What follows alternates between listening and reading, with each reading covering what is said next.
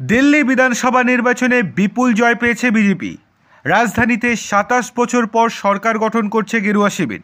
কিন্তু দিল্লিতে কেজরিওয়ালের আম আদমি পার্টির হারে পশ্চিমবঙ্গের শাসক দল তৃণমূল কংগ্রেসের একাধিক উদ্বেগের কারণ রয়েছে বলে মনে করছে রাজনৈতিক বিশেষজ্ঞদের একাংশ। দিল্লি ও পশ্চিমবঙ্গের আকার ও বৈশিষ্ট্য একাধিক পার্থক্য থাকলেও তৃণমূলের কাছে বিষয়গুলি উপেক্ষা করার কোনো সুযোগ নেই, বিশেষ করে প্রতিপক্ষ যখন বিজেপির মতো দল। ১ নম্বর, খয়রাতির রাজনীতি শেষের শুরু। দিল্লিতে ক্ষমতায় এসেই সরকারি টাকায় জনগণের জন্য একাধিক সুবিধা ঘোষণা করেছিলেন অরবিন্দ কেজরিওয়াল।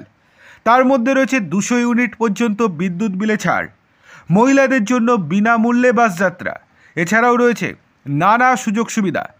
এমনকি হিন্দু ভোট পেতে বিধানসভা নির্বাচনে জিতলে পুরোহিতদের মাসে ১৮,০০০ টাকা ভাতা দেওয়ার ঘোষণাও করেছিল আপ সরকার। কিন্তু তাতেও কি চিরে ভিজল না, যাতে স্পষ্ট খয়রাতির রাজনীতি সর্বোপরি নয়। মানুষ কি চায়? মানুষ চায় অধিকার এবং উন্নয়ন। ২ নম্বর, তোষণের রাজনীতিকে ছাড়খাড় করে ভাগ হতে পারে মুসলিম ভোটও। দিল্লি বিধানসভা নির্বাচনে আপের মুসলিম ভোটের একাংশ কংগ্রেস এবং এআইএমআইএম এর মধ্যে ভাগ হয়েছে বলে মনে করা হচ্ছে।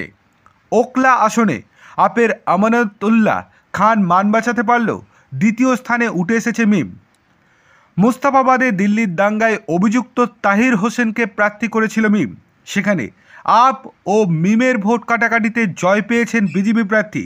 অর্থাৎ মুসলিম ভোট যে কোনো সময় সরতে পারে, আর সরলে কেজরিওয়ালের পরিণতি হতে পারে মমতারও।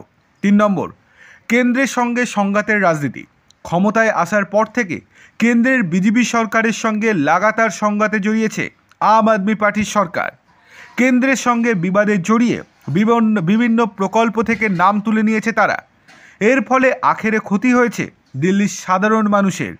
কেন্দ্রের সঙ্গে লাগাতার বৈরী সম্পর্কে সাধারণ মানুষও বিরক্ত হয়ে উঠেছিল, বিশেষ করে দিল্লির মতো ব্যতিক্রমী রাজ্য যেখানে পুলিশের নিয়ন্ত্রণ রয়েছে কেন্দ্রীয় সরকারের হাতে।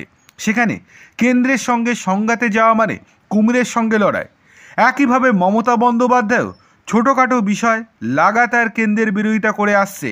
কেজরিওয়ালের মতো বুমেরাং হতে পারে মমতার এই কৌশলও। ৪ নম্বর, ইডি সিবিআইয়ের প্রভাব। পশ্চিমবঙ্গের মতো দিল্লিতেও তাবড় নেতা মন্ত্রীদের বিরুদ্ধে চলেছে ইডি সিবিআইয়ের তদন্ত। আবগারি দুর্নীতিতে যেখানে জেলে গিয়েছেন তৎকালীন মুখ্যমন্ত্রী অরবিন্দ কেজরিওয়াল ও উপমুখ্যমন্ত্রী মনীষ সিসোদিয়া। যদিও তথ্য প্রমাণ পেশ করতে না পারায় ইডির বিরুদ্ধে বিরক্তি প্রকাশ করে দুজনকেই জামিন দিয়েছে আদালত। পশ্চিমবঙ্গ পরিস্থিতি ঠিক একই রকম। ফলে দুর্নীতির সাজা হচ্ছে না বলে ভোটে ফল পড়ার আশঙ্কা কম বলে আর নিশ্চিন্ত থাকার উপায় রইল না তৃণমূল নেতা নেত্রীদের। ৫ নম্বর, দুর্নীতির অভিযোগ। পশ্চিমবঙ্গ ও দিল্লি দুই জায়গাতেই নেতা মন্ত্রীদের বিরুদ্ধে রয়েছে ভুরি দুর্নীতির অভিযোগ। এখনও পর্যন্ত পশ্চিমবঙ্গের নির্বাচনে রাজ্য সরকারের বিরুদ্ধে দুর্নীতির অভিযোগের তেমন প্রভাব পড়েনি। তবে দিল্লি বলছে ভবিষ্যৎ যে প্রভাব পড়বে না সেই নিশ্চয়তা আর রইল না।